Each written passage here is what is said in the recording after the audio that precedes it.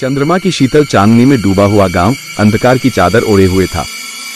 एक पुराना जर्जर मकान जिसकी खिड़कियों में अंधेरा ही अंधेरा था।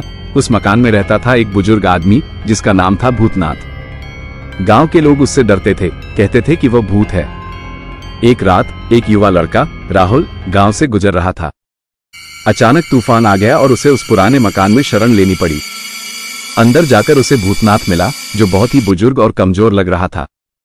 राहुल ने उससे बात की और पता चला कि भूतनाथ कोई भूत नहीं है बल्कि एक इतिहासकार है जो गांव के इतिहास को लिख रहा है। भूतनाथ ने राहुल को बताया कि गांव के पास एक पुराना किला है जहां एक राजकुमारी रहती थी। राजकुमारी बहुत सुंदर थी लेकिन उसका दिल बहुत ही ठंडा था। उसने अपने प्रेमी को धोखा दिया और उसे मार डाला। उसके बाद से किले में एक भूत रहने लगा जो हर रात रोता है। राहुल को यह कहानी बहुत रोचक लगी और वह किले में जाने का फैसला किया। रात के समय वह किले में पहुंचा। किला बहुत ही पुराना और खंडहर हो चुका था। अंदर जाकर उसे एक कमरा मिला जहां से रोने की आवाज आ रही थी। राहुल ने धीरे धीरे कमरे के दरवाजे को खोला। अंदर जाकर उसे एक खूबसूरत लड़की दिखी जो रो रही थी। वह राजकुमारी थी।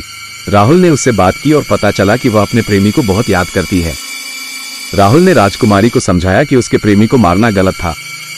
राजकुमारी ने माफी मांगी और कहा कि वह अब रोना बंद कर देगी। उसी समय किले में एक चमक हुई और राजकुमारी गायब हो गई। राहुल किले से बाहर आया और भूतनाथ से मिला। भूतनाथ ने कहा कि राजकुमारी की आत्मा शांति मिल गई है। राहुल ने भूतनाथ को धन्यवाद दिया और गांव से चला गया। अगले दिन गांव के लोग किले में गए और देखा कि वहां कोई नहीं है। वे समझ गए कि राजकुमारी की आत्मा शांति मिल गई है। तब से गांव के लोग भूतनाथ से डरना बंद कर दिया और उसे सम्मान देने लगे।